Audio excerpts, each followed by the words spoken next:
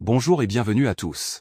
La Côte d'Ivoire, où un événement relativement spectaculaire, une nouvelle tempête dans un verre d'eau, a eu lieu au palais présidentiel usurpé par Alassane Dramane Ouattara, le satrape reptilien venu de Sendou pour troubler la paix des Ivoiriens et ayant renié notre belle terre burkinabé de Sendou pour troubler toute l'Afrique.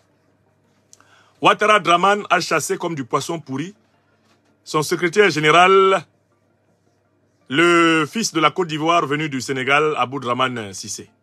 J'avais prévenu, pour ceux d'entre vous qui suivaient régulièrement mes émissions, j'avais prévenu Abdourahmane Cissé il y a moins d'un mois, quand Alassane Dramane Ouattara a fait le remaniement ministériel, et que Abdourahmane lisait avec plaisir les nouvelles nominations.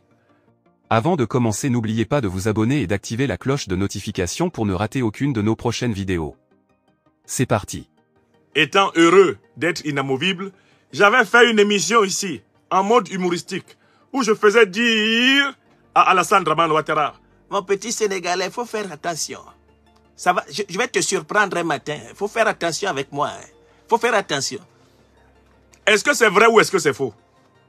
Parce que c'est le premier sujet dont nous allons parler. Est-ce que je vous ai dit ici, sur ces 3 chaînes, là, vous êtes déjà près de 700 personnes sur TikTok. Et n'oubliez pas de distribuer cette émission autour de vous. Vous êtes près de 3000 personnes actuellement sur Facebook. Vous êtes plus de 1500 personnes sur YouTube. Attention, continuez à distribuer l'émission pour élever le nombre de machines amies. Est-ce que j'avais dit ici que Abdourahmane Cissé, l'ancien secrétaire général de la présidence de la République usurpé par Ouattara, est-ce que j'avais dit que Ouattara allait lui faire un bébé dans le dos?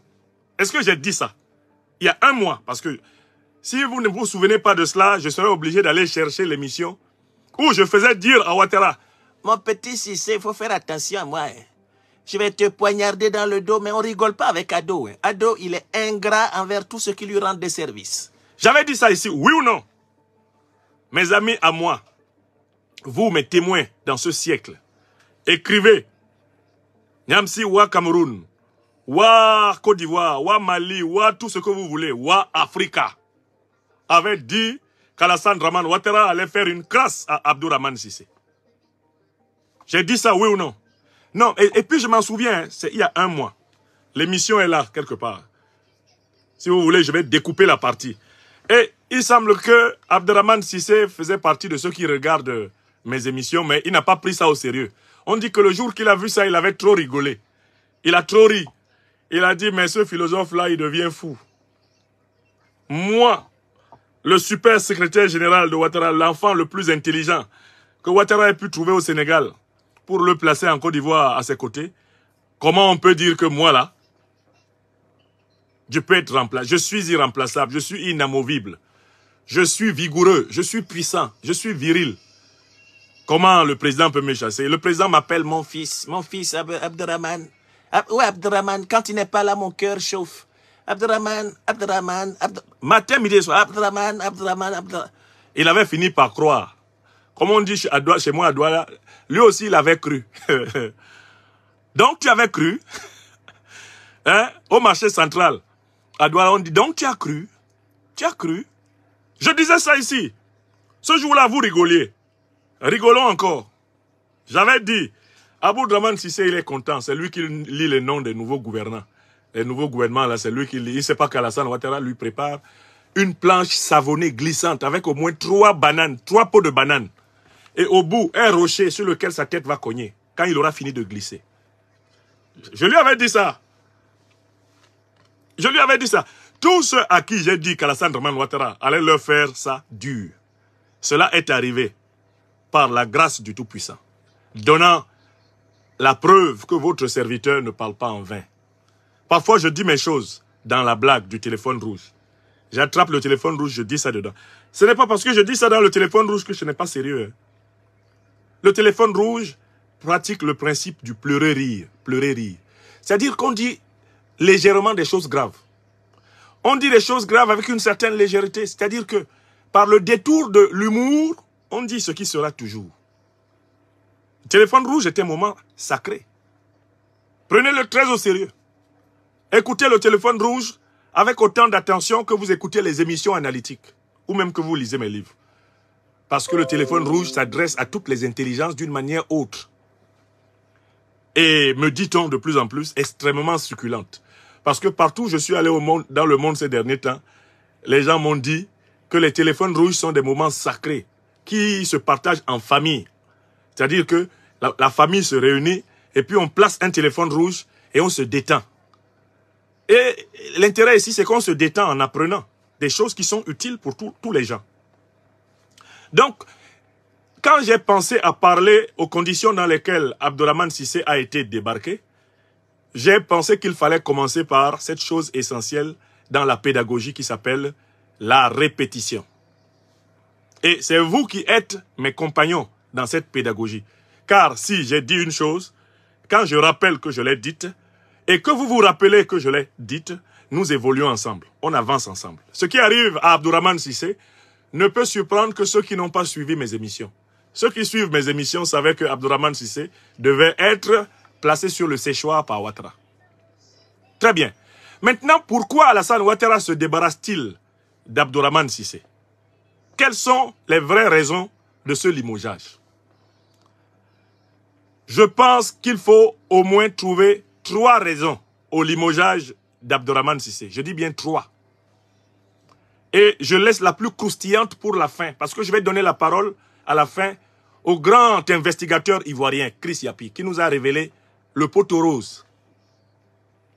C'est-à-dire que Abdourahmane Cissé fait partie du grand club des frappeurs d'Aoko du palais présidentiel ouattarien. Et le grand investigateur Chris Yapi l'a littéralement saisi sur le fait de frappage d'Aoko et nous a donné une information hautement croustillante sur les raisons qui sont lâchement avancées par la Ouattari pour se débarrasser de celui qu'Alassane Ouattara appelait mon fils Abdourahmane. Le matin, mon fils Abdourahmane. À midi, mon fils Abdourahmane. Le soir, Abdourahmane, mon bien-aimé. Ah non, non, ce garçon est très intelligent. Non, non, il a un grand destin. Hein, Abdourahmane, non, non, non, non, non. Tu ne pourras qu'évoluer. Non, non, non, non, ça c'est garanti. Oui, papa, oui, papa, oui, papa. Matin, midi, soir, oui, papa. Et maintenant, il se retrouve où? Au diable Vauvert. Ouattara l'a jeté à la poubelle. Bouillard, comme on dit à Abidjan. Bouillard. Alors, pourquoi Abdourahmane Cissé est-il chassé? Il y a 3 raisons. Commençons. Première raison. Il est chassé parce que lui-même est fatigué de Ouattara. Alassane Dramane Ouattara est connu, pour ceux qui l'ont pratiqué, pour être un vampire politico-administratif. C'est-à-dire que Alassane Dramane Ouattara consomme l'énergie de son entourage. Ce n'est pas seulement un despote envers le peuple ivoirien, c'est un despote domestique. C'est-à-dire que même sur son entourage immédiat, Alassane Ouattara impose une pression impitoyable. Tous les ministres qui sont passés par les gouvernements de Ouattara et qui en sont sortis et qui sont assis sur le banc de touche, et quand vous réussissez à recueillir leurs témoignages, ils vous disent qu'Alassane Dramane Ouattara est un harceleur. Quand il te nomme dans son gouvernement ou auprès de lui à la présidence, tu n'as plus de vie. Tu n'as plus de dignité. Tu n'as plus de personnalité. Il t'écrase matin, midi, soir. Il n'est jamais satisfait de ses collaborateurs et il tient toujours à montrer que lui, il est le plus intelligent. Voilà un chef paradoxal. Il s'entoure de gens. Et quand ces gens essaient d'utiliser leur intelligence, il les écrase. Ah non, non, non, non, non, tu fais ce que je te demande. Hein. Ah non, non, non, tu fais pas d'analyse, il n'y a pas d'analyse. C'est qui le meilleur? C'est Ado. C'est qui le meilleur? C'est Ado. Tu fais ce que je te demande. Oui, chou. Ma voix n'est pas encore bien revenue. Oui, chou. C'est-à-dire que c'est un tyran domestique. Il commande sur tout. Sur tout, il commande. Donc, tu prends un ingénieur polytechnicien, tu prends un diplômé d'économie et de finance, tu prends un docteur de l'université, tu prends un professeur, tu l'amènes près de Ouattara. Dès qu'il arrive près de Ouattara, Ouattara le transforme en idiot. Et lui dit de faire ce que lui, Ouattara, veut, même quand c'est bête. Non, tu fais ce que je te demande. Hein. C'est moi le patron. Non, non, non, non, non, non, non. Je ne suis pas enjaillé de ce que tu fais. Non, si c'est tu le fais, c'est un autre. Donc, en fait, Abdourahmane Cissé allait lire sa lettre de démission. Sa lettre de démission est en fait un ouf de soulagement. Quand vous lisez sa lettre de démission, vous sentez que ce sont les propos de quelqu'un qui était en prison. Et qui se sent libéré. Mais parce que Abdourahmane Cissé a fait de bonnes études. Normalement, il ne peut pas chômer. Actuellement, sur la terre, là, si des gens qui ont fait les études d'Abdourahmane ne peuvent pas avoir du travail, c'est que la terre n'est plus terre. Donc, il n'est pas venu travailler avec Ouattara là parce qu'il n'aurait pas eu de place ailleurs. Il avait sa valeur. Et je pense même qu'il est plus valable que Ouattara. Mais le problème, c'est que tout le temps qu'il a été avec Alassane Ouattara s'est évertué à lui prouver qu'il est un idiot. Et à le transformer en un tâcheron. Non plus un concepteur, mais un tâcheron. Si c'est, tu vas lire. Hein. Si c'est, tu vas lire. Hein. Non, non, non, tu vas lire ce que je t'ai dit. Non, tu modifies là. Non, tu m'enlèves ce paragraphe-là, il est nul. Quelqu'un qui ne comprend même pas ce que tu as écrit et qui te dit d'enlever ce que tu as écrit. C'est Ouattara Dramane. Qui connaît mieux la constitution de la Côte d'Ivoire plus que moi? Qui connaît mieux cette constitution que moi? Alassane Dramane Ouattara s'est improvisé juriste de droit constitutionnel. Au pays de Francis Vanguard-Vaudier, de Martin Bléou. Les grands juristes de ce pays-là, que moi je connais. Ils sont assis. Ouattara dit qui connaît mieux la constitution que moi. Même le professeur Ouraga Obou, qui lui a prêté sa plume pour écrire ce torchon, Ouattara dit qu'il comprend mieux la constitution que Ouraga Obou. Alors que la thèse de Ouattara se lit en 1 heure, je dis bien 1 heure de temps, à l'université de Pennsylvanie. Une thèse légère, un doctorat pour rire. Comme on les appelait souvent, à leur époque, un doctorat pour l'Afrique. C'est-à-dire que les doctorats qu'on donnait aux Africains, là, pour dire, après, tu prends ça, tu vas là-bas. C'est ce que Ouattara a eu. C'est pour ça qu'après, il n'a rien produit. Parce que la thèse même est improductive. Elle consiste à dire, l'Afrique doit compter sur l'Occident pour voir évoluer le prix de ses matières premières. Depuis quand quelqu'un qui profite de toi peut modifier unilatéralement les prix pour que toi tu gagnes? Tu as vu ça où? Il faut être un gaou fini pour penser que quelqu'un qui a le moyen d'imposer les prix de tes richesses va changer par amour sur cette terre-là. Or, c'est ça la thèse de Ouattara. The impact of international trade on African economics. Conclusion, il faut que les centres internationaux de décision qui sont au nord acceptent quand même d'élever un peu les prix. On attend toujours qu'ils acceptent. Ils n'accepteront jamais. Bon, alors donc, la première raison pour laquelle Abdourahmane Cissé a démissionné, parce qu'en fait, lui-même, il a démissionné, il voulait partir, c'est qu'il se sentait inutile. Tout ce qu'il a accumulé à l'école ne servait à rien. Ouattara lui donnait des ordres absurdes et contradictoires. Le matin, Ouattara peut dire « fais A ». L'après-midi, il dit « fais non A ». Abdourahmane Cissé était dans la situation d'un exécutant idiotisé. Notez l'expression. Il a été placé dans la situation d'un exécutant idiotisé. Idiotisé. C'est-à-dire que il ne fait pas soleil, il ne fait pas pluie. Ouattara lui dit « sors avec le parapluie », il sort avec. Lui-même, il ne sait pas pourquoi il sort avec le parapluie. Mais Ouattara a dit, si c'est tu sors avec le parapluie, il sort. Il pleut. Si c'est veut ouvrir le parapluie pour se protéger, Ouattara dit non. Si c'est tu fermes le parapluie, c'est un autre. C'est un autre. Si c'est ferme le parapluie, la pluie tombe sur lui. Voilà les ordres de Ouattara. Des ordres contradictoires, des ordres contrefactuels, des ordres... Il veut juste vérifier que tu es son esclave. Vous savez, les gens qui veulent juste vérifier que vous êtes leur esclave, ils cherchent à vous donner des ordres absurdes, juste pour que vous obéissez. Un peu comme les escrocs de la pandémie du Covid, ils ont masqué les gens juste pour vérifier qu'ils contrôlent les gens. C'était une technique de contrôle. Allez, masquez-vous tous. Les gens ont porté les masques. Enlevez les masques. Les gens ont enlevé. On dit, ah d'accord. Ça prouve que c'est nous qui avons la télécommande. On les contrôle. Oh, ne portez pas les masques. Si vous portez les masques, vous ne portez pas les masques, vous allez attraper le Covid. Les gens ont enlevé les masques. Oh, portez, portez, portez. Si vous ne portez pas, vous allez attraper. Les gens ont porté, ils ont porté. C'était des exercices de soumission. C'est comme ça qu'on crétinise les masses sur la terre. On vous donne des ordres absurdes, vous obéissez. Ça permet de vérifier que vous êtes devenu suffisamment modulable. Actuellement, je connais des gens, ils sont vaccinés déjà 9 fois contre le Covid. Et ils l'ont déjà attrapé au moins 10 fois. Je ferme cette parenthèse-là, ce n'est pas l'objet de mon émission. Je veux juste vous montrer, à travers l'exemple des consignes contradictoires qui ont été données pendant la pandémie de la Covid-19, qu'il s'agit d'un exercice attitré des autocrates, des manipulateurs, des oligarques, de tous ceux qui sont les ennemis de la liberté des peuples. Ils aiment s'amuser à donner des ordres absurdes, juste pour voir si c'est eux les patrons. Donc, Alassane Ouattara marche avec Abou-Draman Sissé. La pluie se met à tomber. Abou-Draman Sissé veut ouvrir le parapluie pour protéger son patron. Ouattara dit non. Sissé, tu maintiens le parapluie fermé. Quelqu'un d'autre va me protéger. Mais toi, tu ne te protèges pas, Sissé.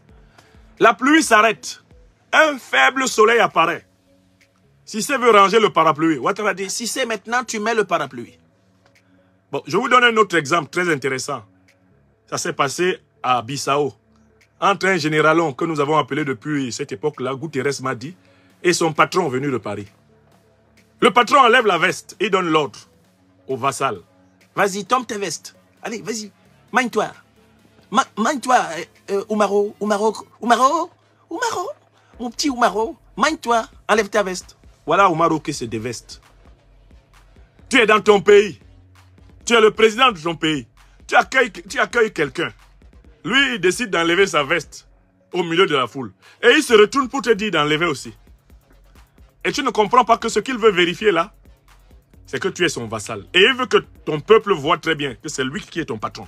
C'est lui qui te commande. Allez, enlève ta veste. Et Oumaro enleva. L'homme du lupanar, le spécialiste del cuerpo femenino, il fit tomber sa veste. Vous avez vu ça à Bissau, oui ou non? On appelle ça les exercices de soumission. Ça, c'est la passion d'Alassane Ouattara. Les exercices de soumission. Donc, c'est le gars qui peut t'envoyer chercher le cirage, parce qu'il veut cirer ses chaussures. Après, il t'envoie chercher une chaussure que tu dois cirer. Ensuite, il te demande d'aller déposer le cirage dans la chambre. Après, il te dit d'aller chercher le cirage pour venir cirer la chaussure qu'il t'avait dite. Quand tu finis de cirer cette chaussure-là, il te dit d'aller déposer cette chaussure. Ensuite, il te demande d'aller chercher une autre chaussure. Après, il te demande d'aller chercher un autre cirage. Ça l'amuse. Imaginons qu'il a un cireur là, à la présidence. C'est comme ça qu'il l'utilise. À tous les postes, c'est comme ça qu'il traite les ministres. Beaucoup de ministres m'ont donné le témoignage qu'Alassane Ouattara est un tortionnaire administratif. Je dis bien tortionnaire. Et t'appelle à 4 h du matin. Je veux une note rapide sur ce sujet-là. Ah non, non, non, tu continues pas à dormir. Hein. C'est un ordre. Tu te réveilles. 4 h du matin. Et la note consiste à lui donner une information sur les principaux Jeux olympiques qui ont eu lieu dans le passé. Ouattara, ça ne peut pas attendre 6 h du matin. Tu ne peux pas me laisser dormir. Je n'ai pas une vie privée là. C'est son style, hein. 4 h du matin pour demander des choses bêtes. Non, non, non, non, non. D'ailleurs, tu vas au bureau tout de suite. Hein. J'ai besoin d'un rapport. La réunion qui a eu lieu avant-hier. Oui, je tiens à ce que tout le monde travaille. Ah non, non, non, tu vas au bureau, c'est un ordre. Tu quittes son... Et je vais vérifier que tu es parti au bureau tout de suite. Hein. C'est un ordre. Tu y vas. 3 h du matin, il t'envoie au bureau. Pour écrire un rapport qu'il ne lit pas. Et sur lequel il ne te fera aucune observation. Et dont il ne fera aucun usage. Tout ça a pour but de vérifier que tu lui es soumis. Parce que si tu bronches, il considère que désormais tu es une taupe de l'ennemi. Tu es un opposant. Abou-Draman Sissé a été torturé. Administrativement, politiquement, professionnellement. Matin, midi et soir, Ouattara était sur son dos. L'enfant a dit, mais j'ai quand même fait l'école polytechnique là. C'est pas possible. Et ici, là, si je gagne beaucoup, c'est en volant. Sinon, je peux gagner mieux ma vie avec mon travail de polytechnicien. Qu'est-ce qu'il y a? Donc, il a commencé à couiner. Et c'est arrivé dans les oreilles du satrape. Quoi? Il râle, celui-là? Mais il se prend pour qui? C'est moi qui lui ai donné une chance, un petit Sénégalais comme ça. Il avait une chance en Côte d'Ivoire ici. Non, non, non, non, non. Mais c'est grâce à moi qu'il existe. Abderrahmane Sissé n'est rien, c'est ma signature. Quand il parle, vous lui dites, attention, hein, on va dire au patron. C'était comme ça. Les jours d'Abderrahmane Sissé étaient tristes. Alors que tout le monde pensait qu'il était au Graal de sa vie, au summum de sa vie, l'homme était au summum de l'humiliation. Vous avez compris? N'oubliez pas de vous abonner et d'activer la cloche de notification pour rester informé de nos prochaines vidéos. Restez à l'écoute pour les développements passionnants à venir.